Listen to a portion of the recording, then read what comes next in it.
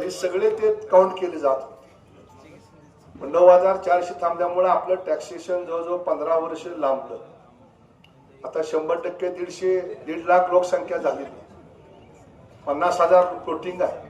मग ह्या 2 लाख लोकांना सगळ्या सेवा देण्याचं काम नगरपालिका करते. आपल्या शहरातले लोक सहज म्हणतात की नगरपालिकेनं येऊ केलं नाही, नगरपालिकेनं तेव केलं नाही, रस्त्याला खड्डे पडलेत, ड्रेनेजला चेंबर फुटलंय. पण मित्रांनो, तुम्हाला ही व्यवस्था चालती कशी याच मुळात सगळ्यांना माहिती नाही. ही निवडणूक कशा करताय तर लोकांनी विचारमंथन केलं पाहिजे, चर्चा केली पाहिजे, ही व्यवस्था कशी चालते माहिती घेतली पाहिजे. आपल्या शहरामध्ये किती घर आहेत कोणाला माहित आहे? आपल्या शहरामध्ये 21,000 प्रॉपर्टीज आहेत. झोपड्या किती आहेत? त्यामध्ये 5,200 झोपडे आहेत. या 1.25 लाख 1.5 लाख लोकसंख्येमध्ये अंदाजे 20 ते 21,000 लोक हे स्लम मध्ये राहतात. आपल्या शहरात पाण्याच्या पाईपलाईन किती किलोमीटरची आहे? आपल्या शहरातली पाण्याची पाईपलाईन आहे 265 किलोमीटर. मीटर नाही, किलोमीटर. म्हणजे इथून जर आपण निघालो तर लोणावळ्यापर्यंत जर गाडी घेऊन गेलो, एवढं अंतर भरेल एवढी पाईपलाईन आपल्या शहरामध्ये. आपल्या शहरामध्ये रस्ते किती आहेत? लहान मोठे गल्ली बोळ जर आपण घेतले तर अंदाजे 350 किलोमीटरचे रस्ते आपल्या पंढरपूर शहरामध्ये आहेत. काही 5 फुटाचे बोळ आहेत आणि काही 40 फुटाचे पण रस्ते आहेत. आपल्या शहरात रोज कचरा किती तयार होतो आपल्या घरामध्ये? घंटा गाडी येते का सगळ्यांकडे? येते का? तुम्ही काय करता? कचरा त्याला देतो. किती कचरा होतो माहित आहे का आपल्या गावामध्ये? रोज 40 टन एवढा कचरा आपल्या गावात तयार होतो. रोज प्रत्येक गल्लीबोळातनं कचरा नगरपालिका गोळा करते, कासेगावला घेऊन जाते. तिथे एक मोठं शेड आहे, त्या ठिकाणी ओतला जातो. त्यातल्या चपला, काचा, कागद, कपडा सगळं बाजूला काढलं जातं आणि त्या कचऱ्यावरती प्रक्रिया करून तो कचरा शेतकऱ्यांना खत म्हणून दिला जातो. आपल्या गावातल्या लोकांना पाणी किती प्यायला नगरपालिका देते माहित आहे आपल्याला? या 1.5 लाख आणि येणाऱ्या 50,000 भाविकांना या शहरामध्ये नगरपालिका रोज चंद्रभागा नदीमधून 30 दशलक्ष लिटर एवढं पाणी, 30 दशलक्ष लिटर 3 MLT 30 MLT एवढं पाणी रोज उचलते. आणि या शहरामध्ये 18 पाण्याच्या टाक्या उभा राहिल्या. त्या 18 पाण्याच्या टाक्यामधून या शहरातल्या 2 लाख लोकांना आपली नगरपालिका पाणी देते. मी सगळं काम नगरपालिका करते. मग नगरपालिकेला उत्पन्न काय आहे? आज आम्ही सहज म्हणतो नगरपालिकेनं काय केलं. नगरपालिकेला उत्पन्न मिळतं घरपट्टीमधनं, नगरपालिकेला उत्पन्न मिळतं तुमच्या पाणीपट्टीमधनं, नगरपालिकेला उत्पन्न मिळतं जे शॉपिंग सेंटर आहे त्याच्या भाड्यामधनं. आणि तुम्ही जे काही दस्त, कागद, जमीन खरेदी विक्री शहरातली करता, तो जो काही स्टॅम्प ड्युटी असती त्यातनं 1% 2% नगरपालिकेला सरकारकडनं येत. नगरपालिकेची घरपट्टी किती आहे उत्पन्नाची कोणाला माहित आहे का? नवीन नगरसेवक आहेत म्हणून सांगतो. नगरपालिकेची घरपट्टी दरवर्षी नगरपालिकेला येणारी आहे 13 कोटी रुपये. पाणीपट्टी किती आहे? 6 ते 6.25 कोटी रुपये. हे 2च मोठी उत्पन्नाची साधनं नगरपालिकेची आहेत. म्हणजे 19 कोटी रुपये नगरपालिकेच्या खात्यात येतात. 1-1.5-2 कोटी रुपये शॉपिंग सेंटरचं जे दुकान आहे त्याची भाडं येतं. ज्या काही FD बँकेत असतात त्याचं थोडं बहुत व्याज येतं. अशा पद्धतीनं नगरपालिकेला वर्षाला 22-23 कोटी रुपये स्वतःच्या गावातल्या लोकांकडनं मिळतात. तुम्ही म्हणणार एवढी श्रीमंत नगरपालिका 22 कोटी कशाला म्हणतात? पण नगरपालिकेला खर्च पण आहे. खरं म्हणजे शाळेतल्या मुलांना सुद्धा शिकवलं पाहिजे नगरशास्त्रामध्ये, नागरिक शास्त्रामध्ये. खर्च पण नगरपालिकेला आहे. तुमच्याकरता नगरपालिका जे पाणी उचलते रोज 365 दिवस, त्या पाण्याचं लाईटचं बिल किती येते नगरपालिकेचं? कालच्या 31 मार्चचं लाईटचं बिल होतं 5,96,00,000 रुपये. आम्ही सहज म्हणतो नगरपालिकेला पाणी देत नाही. आपण पाणी घरामध्ये घेतो, तुम्ही काय करता? महिला मंडळ सकाळी आले की नळ आला की पीप भरून घेता ना. घरात स्वयंपाकाला वापरतो, प्यायला वापरतो, हौदात भरून घेतो, आंघोळ करतो, कपडे भांडी संडासला वापरतात. सगळं पाणी आपण पितो का? 26 लाख लिटर 28 लाख लिटर नाही पित. त्यातलं 5-6 लाख लिटर पाणी, दशलक्ष लिटर पाणी आपण वापरतो आणि उरलेलं 20 दशलक्ष लिटर पाणी जे शुद्ध करून नगरपालिकेनं दिलेलं आहे. जे शुद्ध करायकरता नगरपालिकेला वर्षाला 60 लाख रुपये खर्च आहे. मग तुरटी आहे, ब्लिचिंग आहे, त्याच्यामध्ये केमिकल टाकावे लागतात, त्यातलं घाण सगळी बाजूला काढावी लागते, नदीच्या पात्रात आलेली. 60 लाख रुपये खर्च आहे. ते पाणी आल्यानंतर आपण 6 लाख लिटर पाणी जेवणाला, स्वयंपाकाला, प्यायला, चहा कॉफी करायला आणि गाड्या धुवायला, बाग धुवायला वापरतो. बाकीचं 20 लाख लिटर पाणी जे आहे हे सगळं पाणी आपण कपडे धुणी, भांडी, संडास, फ्लश, बाथरूम ह्याच्या वाटे घाण करतो आणि कुठं सोडतो? बाहेर गटरीत सोडून देतो. म्हणजे गटरीतलं पाणी नेण्याकरता म्हणून ड्रेनेजची व्यवस्था या गावात केलेली आहे. पहिला टप्पा केला 1995 साली 26 किलोमीटरचा. दुसरा टप्पा केला 2005 साली मोठे मालक आमदार होते त्यावेळेस 60 किलोमीटरचा हा रेल्वे रुळाच्या खालच्या भागासाठी, मी तुमच्या इथून या भागापासून.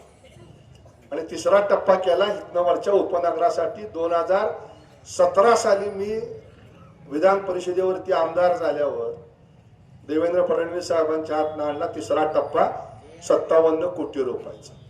आज जवळजवळ 200-2.25 किलोमीटर पेक्षा अधिक लांबीची ड्रेनेज आपल्या गावातनं जाते. हे सगळं पाणी नगरपालिका गोपाळपूरला नेलं जातं, तिथनं उचललं जातं, वरती माळावर नेलं जातं. तिथे एक 10 एकरामध्ये मोठा प्लॅन्ट उभा राहिलेला आहे आणि आपण घरातनं सगळं पाणी घाण करून पाठवतो. काळं पाणी असतं ते त्या प्लॅन्ट मध्ये घेतलं जातं, त्याच्यावर ट्रीटमेंट केली जाते, त्यात केमिकल टाकले जातात आणि जसं बाटलीतलं पाणी आहे ना, या पद्धतीचं पाणी त्या ठिकाणी तयार होऊन मग चंद्रभागेच्या नदीत सोडलं जातं. कारण घाण पाणी सोडायला कायद्यानं बंदी आहे. तुम्ही जर घरातनं घाण पाणी बाहेर सोडताय, जर नगरपालिकेनं ठरवलं तुमच्यावर केस होऊ शकते. करणार नाही, काळजी करू नका. आता लगेच तेवढंच दाखवतील टीव्हीवर, मालक केस करतो म्हणले. तशी तुमच्यावर आहे तशी नगरपालिकेवर सुद्धा केस होऊ शकते. म्हणून घाण पाणी सोडता येत नाही, ते पाणी नगरपालिका सोडते. त्याचा खर्च आहे शुद्ध पाणी चांगलं करायचा 40 लाख रुपये आणि तिथलं लाईट बिल आहे 2,60,00,000 रुपये. 300-350 किलोमीटरचे रस्ते आहेत. हे जे दिवे आहेत, हायमास्ट आहेत, लॅम्प आहेत, ते संध्याकाळी 6-6:30ला चालू होतात, सकाळी 7ला बंद होतात ना. त्याला लाईट लागते का? नाही लागत. त्याच्या लाईटचं बिल किती आहे? जवळजवळ 1.25 ते 2 कोटी रुपये ह्या लाईटचं बिल आहे. हजारो बल्ब आहेत आपल्या शहरामध्ये, हजारो. दर 30 मीटरला एक, बघा तुम्ही इथनं ह्या चौकात निघाले की तिथं बल्ब आहे. दर अंदाजे 30 ते 35 मीटरला एक खांब या पद्धतीनं लाईन टाकलेले आहे. म्हणजे नगरपालिकेचं उत्पन्न आहे 20-21 कोटी रुपये आणि नुसता लाईटचा खर्च आहे नगरपालिकेचा 10 ते 11 कोटी रुपये. त्यातनं उत्पादन काहीही नाही. तुम्ही कचरा केल्यानंतर तो कचरा शुद्ध करायकरता जो खर्च आहे तो आहे 3.5 ते 4.25 कोटी रुपये. म्हणजे 15-16 कोटी रुपये आणि 2 कोटी रुपये नगरपालिका इरिगेशनला पाणी उचलल्याकरता त्यांना पैसे देते. नदीतल्या पाण्याचा टॅक्स आहे. म्हणजे 16 कोटी रुपयाच्या आसपास सगळा खर्च या 20 कोटीतनं होतो. 21 कोटीतनं नगरपालिकेकडे शिल्लक राहतात 4 ते 5 कोटी रुपये. आणि या 5 कोटीमध्ये आम्हाला 8 किलोमीटर बाय 8 किलोमीटर या 64 किलोमीटरच्या एरियातल्या 2 लाख लोकांची 400 किलोमीटरचे रस्ते, ड्रेनेज, पाणी, दिवाबत्ती, आरोग्य, उद्यान, सगळ्या अपेक्षा आपण करतो. त्या सगळ्यावरती नगरपालिकेला काम करायचं. त्यात पाईपलाईन फुटते, चेंबरचं झाकण तुटतंय, चेंबर चोकअप झाले की त्याचं काम करावं लागतंय, लाईटचा बल्ब उडतो, तारा खराब होतात, नवीन खांब टाकावे लागतात, अशी अनेक कामं नगरपालिका करते. त्याचा वर्षाचा खर्च आहे 1.5 ते 2.25 कोटी रुपये रिपेअर मेंटेनन्स. आणि मग ह्या 2, 2.5, 3 कोटी राहिल्यानंतर नगरपालिका कारभार करते. आता नगरपालिकेचा कारभार करणाऱ्या कामगारांचा पगार आहे 55 कोटी 60 लाख रुपये. किती? 55 कोटी 60 लाख रुपये. मग शिल्लक राहिलेल्या 3 ते 4 कोटी मधनं 55 कोटी वजा केले किती होते? शिल्लक किती राहते? 55 कोटी वजा करायचे 4 कोटीतनं, वजा 51 कोटी, म्हणजे 51 कोटी रुपये नगरपालिका आज मायनस मध्ये. मग हे चालतं कसं? तर हे सगळं शासन आपल्या अंगावर घेतं. सगळ्या कामगाराचा पगार राज्य शासन करतं. आम्ही रस्ते केले म्हणून तुमच्या पुढे येतो, हा रस्ता केला त्याला शासन पैसे देतं. ड्रेनेजची योजना आपण राबवल्या, जवळजवळ 200-150 कोटी रुपयाचा पैसा कोणी दिला? शासनानं दिला. आता पाण्याची योजना चालू आहे पंढरपूरला. या शहरामध्ये 1975 सालची जुनी योजना आहे. स्वर्गीय औदुंबर अण्णा आमदार होते त्या कालखंडात. तर आता जवळजवळ 50 वर्ष झाली. ती योजना आता कधी ना कधीतरी कोलॅप्स होणार आहे. असं माणसाला आयुष्य आहे तसं त्याला पण आयुष्य आहे. त्याकरता आम्ही गेल्या 3 वर्षापासून प्रयत्न करतोय. मागच्या वर्षी पैसे आले, आता 100 कोटी रुपये खर्चून गुरसाळ्याच्या बंधाऱ्यामध्ये नवीन इंटेक वेल, नवीन पाईपलाईन, नवीन पंप हाऊस, आणि ते पाणी उचलल्यानंतर पाणी साठवण्याकरता मोठी हौद, शुद्धीकरणाची हौद, ही सगळी नवीन टेक्नॉलॉजी आणून आपण आता 100 कोटीची योजना तयार करतोय. 2050 पर्यंतची लोकसंख्या या शहराची 3 लाख होईल असं गृहीत धरून आम्ही आता काम सुरुवात केलेलं आहे. मी आजचं नाही बोलत, मला पुढच्या 2050 पर्यंतचा विचार करायचा, 60 पर्यंतचा विचार करायचा. म्हणजे सगळे पैसे राज्य शासन आपल्याला देते. आता ड्रेनेजसाठी मागच्या 15 दिवसात निवडणुकीच्या आचारसंहिता लागू व्हायच्या अगोदर 121 कोटी रुपयाची टप्पा नंबर 4 ची योजना आपल्याला राज्य सरकारने दिली. काय करणार आहे आपण? जो मलपेवाडा आहे त्याच्या वरचा भाग आहे, त्याचं ड्रेनेज खाली येऊ शकत नाही कारण बशीसारखा आकार झालाय. हवेत ड्रेनेजची लाईन जाऊ शकत नाही, म्हणून त्या ठिकाणी मोठी आपण विहिरी काढतोय, त्याच्यामध्ये सगळी वरची घाण घेणार आहे. तिथनं पंपाने उचलून ती पाणी गोपाळपूरला नेणार आणि ह्या पहिल्या ह्याच्यामध्ये टाकून तिथलं पाणी शुद्ध करून नदीत सोडणार. यमाई तळ्याच्या पाठीमागच्या बाजूला सगळं घाण पाणी येतंय, ते तळ घाण होतंय. तिथे एक मोठी विहीर बांधतोय आणि ते पाणी उचलून गोपाळपूरला घेऊन जातोय. आणि त्या योजनेचं काम आता सुरू आहे. 121 कोटी रुपये शासनाने दिले. हे मी केलेलं नाही आहे, शासनाने पैसे दिले. मी निमित्त मात्र आहे नगरपालिकेच्या यांच्या मधला. म्हणून तुमच्या पुढे आम्ही जे आलो, मी कमळ चिन्ह घेऊन तुम्हाला मत द्या म्हणून सांगा करता आलो. कारण केंद्रात सरकार भाजपचं आहे, राज्यात सरकार भाजपचं आहे. तिथला कारभारी जर भाजपचा नसेल तर उद्या मी जर पैसे मागायला गेल्यावर मला म्हणणार तुमचे गावातले लोक आम्हाला स्वीकारत नाही, तुझ्या गावातल्या योजना बघू देऊ, त्याला काय आज गडबड काय? आम्ही आज तिथं जातोय, आमचे ऐकतायत, आम्ही हाताला धरून म्हणतोय मलाही मिळलं पाहिजे. तुम्हाला आश्चर्य वाटेल, परवा दिवशी संध्याकाळ दुपारी मला नगरपालिकेतनं अधिकाऱ्यांचा फोन आला की मालक मुंबईमध्ये अशी अशी बैठका आणि नवीन योजना देणार आहेत पंढरपूर राज्यामध्ये नगरपालिका, त्याच्यामध्ये आपलं गाव नाही आहे. मी फोन लावला मुख्यमंत्री कार्यालयाच्या अधिकाऱ्यांना आणि त्याला म्हणलं साहेब आमच्या गावाला योजना पाहिजे. ते म्हणले कुठली पाहिजे? मी म्हणलं ड्रेनेजची पाहिजे. ते म्हणले तुमच्याकडचा ड्रेनेज टप्पा नंबर 1, 2, 3 आणि 4 सुद्धा पूर्ण झालाय. मी त्यांना म्हणलं चौथा टप्पा पूर्ण झालाय, पण पहिला टप्पा जो 1990 ते 92 मध्ये झाला होता त्याचं आयुष्य 2030 साली संपतंय. उद्या जर ती ड्रेनेज चोकअप झालं तर सगळी ही घाण चंद्रभागेच्या पात्रात जाईल, सगळ्या घरामध्ये बॅक मारल. म्हणून मला पंढरपूरसाठी जुनी योजना बंद करून नवीन योजना राबवायची. त्याचं आयुष्य असणार आहे पुढचं 25-30 वर्षाचं. म्हणजे एवढा विचार आम्ही करतोय. मी आज करत नाही, मोठ्या मालकांनी केला, मीही करतोय. मी नगरपालिकेत कधीही गेलो नाही. माझ्या घरात 17 वर्ष नगराध्यक्ष पद होतं, तसं भिंग्यांच्या घरात होतं, डोंब्यांच्या होतं. तसं माझ्याही आजोबा मोठ्या मालकाचे चुलते 17 वर्ष 1935-36 पासून 57 पर्यंतच्या कालखंडात नगरपालिकेत नगराध्यक्ष होते. पण आम्ही कधी त्या नगरपालिकेत उमेदवार म्हणून गेलो नाही. पण हे गाव माझं आहे, या गावात मी जन्माला आलो, इथंच मारणार आहे. माझ्या मागच्या सगळ्या पिढ्या इथं जन्माला आल्या. त्यामुळे ह्या गावाच्या दुरुस्तीची, नवीन निर्माण करण्याची जबाबदारी आमची आहे. म्हणून तुमच्या पुढे आम्ही मत मागायला येतोय. ही कामं केली म्हणून सांगतोय. हा समोरचे उमेदवार तुमच्या पुढे येत आहेत आणि ते आम्हाला विचारतायत तुम्ही काय केलं. ठीक आहे, विचारू द्या.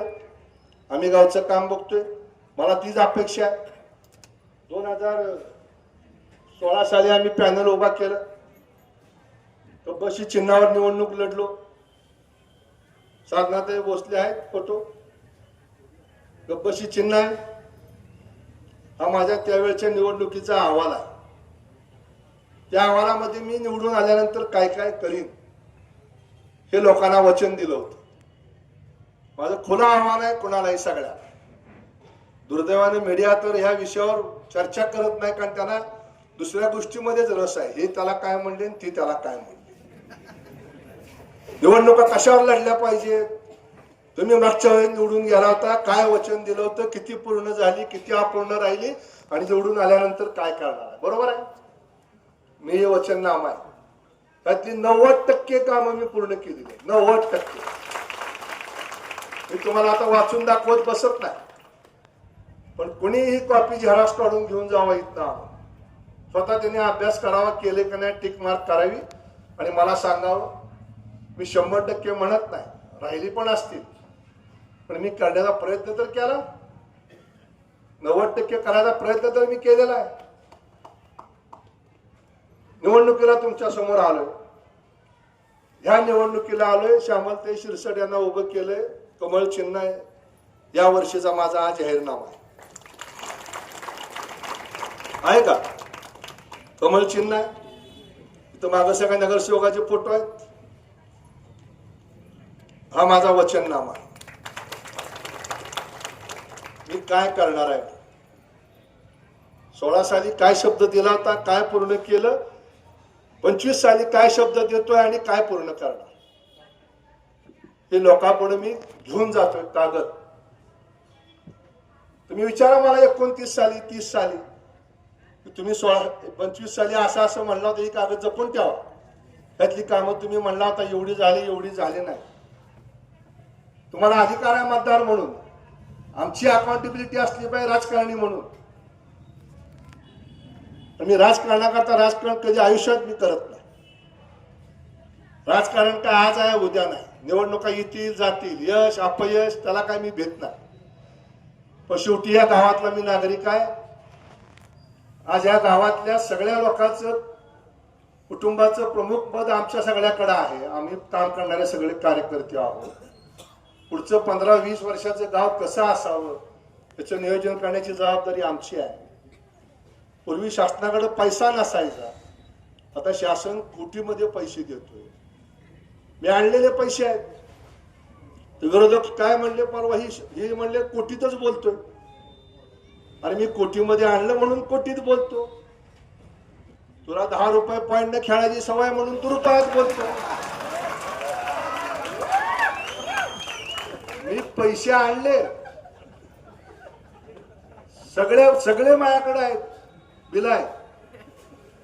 एकही मी शब्द कधी खोटा बोललो नाही. कुणीही जाऊन चॅलेंज करावं, एवढे पैसे या तालुक्यात गेल्या 3 वर्षामध्ये आलेत का, ड्रेनेज करता आले का नाही, पाण्याकरता आले का नाही, रस्त्याकरता आले का नाही.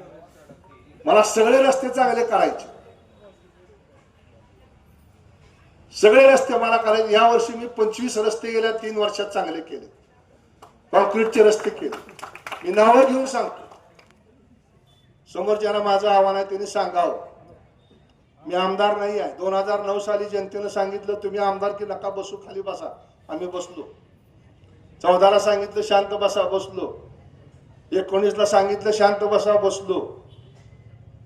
हे नगराध्यक्षाचं काम नाही, हे त्या आमदारचं, तिथल्या लोकप्रतिनिधीचं काम आहे पैसे आणायचं. आणि पैसे कुठं आहेत? मुंबईत आहेत, दिल्लीत आहेत. पैसे इथं नगरपालिकेत नाहीत, फक्त 4 कोटी आहेत. 4 कोटी ठिगळ सुद्धा लावणं होणार नाही.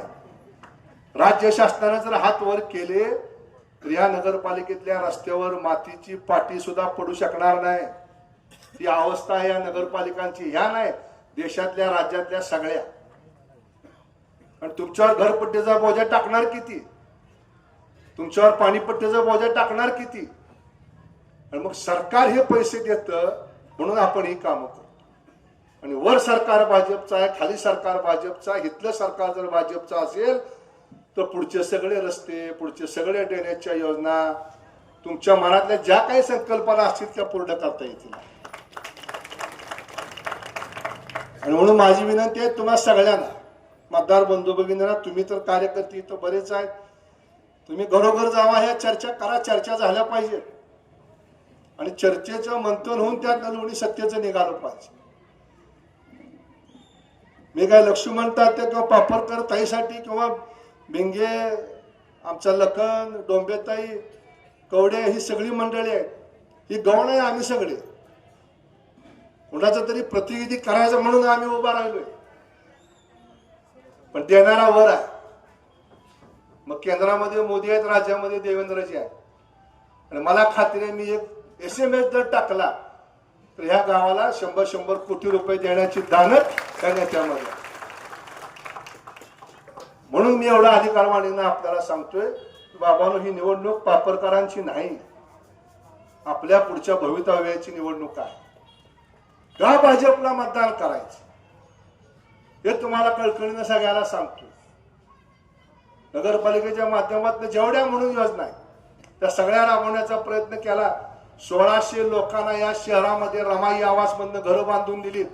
गेल्या 5 वर्षामध्ये 1835 जे हातगाडीवाले आहेत पंढरपूर शहरातले, त्यांना 10,000पासून 50,000पर्यंत कर्ज महाराष्ट्र शासनाच्या आणि नरेंद्र मोदींच्या प्रधानमंत्री फंडातनं जवळजवळ ह्या शहरातल्या 1835 फेरीवाल्यांना 50-50 हजाराचं कर्ज त्या सरकारच्या माध्यमातून निर्माण करून दिलं गेलं. जिजामाता उद्यानात जिजामाताचा पुतळा सुशोभीकरणाकरता 3 कोटी दिले. अहिल्यादेवी भवन असेल, राजश्री शाहू भवन असेल, त्याच्याकरता जागा दिली का नाही माऊली? का नाही दिली? राजश्री शाहू भवनाकरता तर किती 15 कोटी दिले. 5 कोटी आणि नंतर अहिल्या भवनसाठी 2 कोटी. जिजामाता उद्यान बांधायचं होतं, 3.5 कोटी रुपये समाधान दादाच्या फंडातनं द्यायला लावले. पद्मावती उद्यान बांधायचं होतं, त्या ठिकाणी 1.5-2 कोटी रुपये समाधान दादाच्या फंडातनं द्यायला लावले. जिल्हा नियोजन मंडळातनं गेल्या 3 वर्षामध्ये 30 ते 35 कोटी रुपये छोटे छोटे रस्ते करण्याकरता दिले गेले. दलित वस्ती असेल, नागरी सुविधा असतील, 30-54 असेल, अशा अनेक योजनांमध्ये या शहरातल्या छोट्या छोट्या कामाला गती देण्याचा निर्णय घेतला. या शहरात चांगलं नाट्यगृह असावं म्हणून 75 कोटी रुपयाचा आराखडा आपण सादर केला. 45 कोटी रुपये शासनानं दिले. अजून 20 कोटीची गरज आहे. तुम्ही कोणी जाऊन बघू शकता, नाट्यगृहाची भव्य इमारत तिथं उभा राहिलेली आहे. मी खोटं बोलत नाही. या राज्यात नाही, देशात नाही असं नाट्यगृह या शहरासाठी आपण बांधतो. स्विमिंग टँक पूर्ण झाला, तो लोकांसाठी वापरायकरता केला. नदीच्या पलीकडे या शहराची कॅपॅसिटी नाही, एवढे 10 लाख वारकरी सहन करायचे. म्हणून नदीच्या पलीकडे 65 एकरामध्ये आपण वारकऱ्यांसाठी निवास व्यवस्था उभ्या करतोय. तिथं पाण्याची सोय वेगळी केली, ड्रेनेजची सोय वेगळी केली, दिवाबत्तीची सोय केली. आज 1 ते 1.5 लाख लोक त्या ठिकाणी राहतात. उद्देश काय? तर या शहरामध्ये येणाऱ्या यात्रेकरूंना चांगल्या सुविधा मिळल्या पाहिजे. तुमच्या माझ्या गावाचं अर्थकारण मजबूत झालं पाहिजे. आणि अर्थकारण मजबूत कशावर होणार आहे? इथं येणाऱ्या वारकऱ्याच्या वरती अवलंबून आहे. त्यामुळे त्याला सेवा द्यायच्या, त्याला सुविधा द्यायच्या, त्याच्याकरता ही निवडणूक महत्वाची आहे. देवेंद्र भाऊने एक मोठा आराखडा तयार केलाय पंढरपूर शहरासाठी. नरेंद्र मोदीजींनी त्यांना सांगितले की महाराष्ट्रात जी 5 तीर्थक्षेत्र आहेत, कोल्हापूर, पंढरपूर, तुळजापूर, शिर्डी, नाशिक, या 5 तीर्थक्षेत्राचा चेहरा मोहरा पुढच्या 5 वर्षात त्याला बदलायचा. आज 1 कोटी लोक इथे येतात. या शहरामध्ये आज 6 ते 7 हजार हॉटेलच्या रूमची गरज आहे, धर्मशाळांची गरज आहे. किती उपलब्ध खोल्या आपल्या गावामध्ये? फक्त 1500 ते 1600. इथं लोक थांबत नाही. भविष्यकाळात ही संख्या 5 कोटी पर्यंत शासनाला न्यायची आहे. आणि इथल्या लोकांना रोजगार कशातून द्यायचा आहे? तर इथल्या रोजगाराला ह्या धार्मिक पर्यटनामधून रोजगार द्यायचा. सोमरावनी सांगितलं की ग्रामीण भागामधून खूप मोठ्या प्रमाणामध्ये पैसा निर्माण होतो. आज तालुक्यात ऊसाची शेती आहे, बेदाण्याची, द्राक्षाची, डाळिंबाची, केळाची शेती आहे. आज पंढरपूर शहरातल्या ग्रामीण भागात वर्षाला 2.5 ते 3 हजार कोटी रुपये तयार होतात. तसे शहरामध्ये धार्मिक पर्यटनाच्या माध्यमातून एक चांगला आर्थिक पाया मजबूत करण्याचं नियोजन आदरणीय देवेंद्र भाऊंनी हातात घेतलेलं आहे. त्या शहराचा चेहरा मोहरा बदलायचा आहे. मंदिरावरती अवलंबून असणारे सगळे गोरगरीब असतील, त्या मंदिरामध्ये येणारे सगळे भाविक असतील, त्यांच्याकरता चांगल्या सुविधा करण्याचं नियोजन सुरू आहे. पण दुर्दैवानं त्याला सुद्धा कुठेतरी डाग लावण्याचं काम त्या निवडणुकीच्या माध्यमातून होत आहे. म्हणून माझी तुम्हाला विनंती आहे, बंधू भगिनींनो, ही निवडणूक काय प्रशांत परिचारकची निवडणूक नाही. मी उमेदवार नाही, माझ्या आघाडीचं पक्ष चिन्ह नाही. ही निवडणूक आहे भारतीय जनता पक्षाची. आणि ज्या ताकदीनं भारतीय जनता पक्ष देशामध्ये आणि राज्यामध्ये काम करतोय, त्याचा फायदा जर घ्यायला आपण कमी पडलो तर पुढची पिढी आपल्याला माफ करणार नाही. आणि सांगणं माझं काम आहे, निर्णय घेणं, मतदार बंधू घेणं तुमचं काम आहे. म्हणून माझी तुम्हाला विनंती आहे, राष्ट्रीय महामार्ग, नॅशनल हायवे, 7 नॅशनल हायवे इथं आणतोय आपण. वाखरी ते पंढरपूर कॉन्क्रीट रस्ता करतोय. इथं सरगम चौकात तुमचे किती हाल होते पाऊस पडल्यावर. इथं चांगला मोठा उड्डाण पूल बांधतोय आपण बेंगे चौकापर्यंतच्या. सगळ्या लोकांना कुठेही त्या ठिकाणी ट्रॅफिकला प्रॉब्लेम येऊ नये. अहिल्या पुलापाशी नवीन एक पूल बांधायचं नियोजन सुरू आहे. टाकळी चौकात नवीन पूल बांधायचं त्या ठिकाणी काम सुरू आहे. सरगम चौक ते गुरसाळे या ठिकाणी जुना पूल आहे, त्याचं आता आयुष्य जवळजवळ 40 वर्षाच्या पुढे गेलंय. म्हणून त्याच्या शेजारी एक नवीन पूल बांधायचं काम सुरू आहे. 65 एकरात येणाऱ्या 1,00,000, 1.5 लाख, 2 लाख लोकांना जर गोपाळपूरला बारीत जायचं असेल तर पंढरपूर शहरातून जावं लागतं. म्हणून शेगाव तुम्हाला मसोबापासनं त्या आपल्या स्मशानभूमीपर्यंत नवीन पूल बांधायचं काम नियोजन सुरू आहे. या शहरात येणाऱ्या भाविकाकरता चांगला हॉल असावा म्हणून गोपाळपूरच्या त्या पत्राशेडच्या जागेवरती अंदाजे 10 ते 12 हजार लोक एका वेळेस बसू शकतील. उभा राहायचं नाही, बसायची व्यवस्था असणारा दर्शन मंडप 120 कोटी रुपये हा गेल्या 4 महिन्यापूर्वी मंजूर केला राज्य शासनाने. त्याचं टेंडर झालं आणि येत्या महिन्याभरात ते काम चालू होणार. हे मी सगळं सांगतोय, तोंडपाठ आहे, माझ्या डोक्यात आहे. पण या सगळ्या प्रक्रियेमध्ये मी गेलोय. म्हणून मी अधिकार वाढेल तुम्हाला का सांगतोय की हे नगरपालिकेचं काम नाही. तेव्हा तुमचं माझं भवितव्य चांगलं करायचं असेल भविष्य काळामध्ये तर आपल्याला ज्या शासन आहे त्या शासनाच्या पाठीमागे उभं राहणं ही काळाची गरज आहे. जात पात धर्म याच्या पलीकडे जाऊन थोडी तुमचा माझा विकास महत्वाचा आहे. आणि विकास कधी होतो? तुमच्या माझ्या घरात जर पैसा मिळाला तर. अर्थकारण मजबूत झालं पाहिजे का नाही झालं पाहिजे? लाडका बहिणी मिळतात का नाही मिळत? चांगलं झालं का वाईट झालं? आज महिलांच्या हातात पैसा आला का नाही आला? कोणी दिला? देवा भावना दिला, एकनाथ शिंदे साहेबांनी दिला, अजित दादांनी दिला. दिलेला शब्द होता आम्ही देतो, त्यांनी ते पैसे दिले. तसा त्यांचा शब्द आहे. तुम्ही नगराध्यक्ष आणि नगरसेवक निवडून द्या. तुम्हाला जे पाहिजे असेल ते पंढरपूरला देऊ. तुम्हाला पाहिजे असेल तर मी माझा फोन देतो. आज दुपारी त्यांचं माझं बोलणं झालं. विजय झाला पाहिजे त्यांची भूमिका आहे. आणि या नेत्याच्या आव्हानाला प्रतिसाद देऊन आपण उद्याच्या 2 तारखेला कमळ या चिन्हासमोरचं बटन दाबून आपल्या आपल्या प्रभागातले 2 नगरसेवक आणि नगराध्यक्ष, नुसते नगरसेवक येऊन चालणार नाहीत आणि नुसता नगराध्यक्ष पण येऊन चालणार नाही, कारण नगराध्यक्ष पाहिजे खुर्चीवर बसायला आणि ठराव मंजूर करायला नगरसेवक बी पाहिजे. दोन्ही आले तर उपयोग आहे. त्यातलं एक जरी वगळला तर हा विकासाचा गाडा थांबणार आहे. म्हणून माझी तुम्हाला विनंती आहे की या तिन्ही समोरचं बटन जे कमळ चिन्हा समोरचं आहे ते दाबून आपण या तिन्ही उमेदवारांना निवडून द्यावं आणि भविष्य काळ आपला सुकर करण्याकरता आपले आशीर्वाद आमच्या पाठीशी ठेवावेत अशी विनंती करून मी थांबतो. धन्यवाद.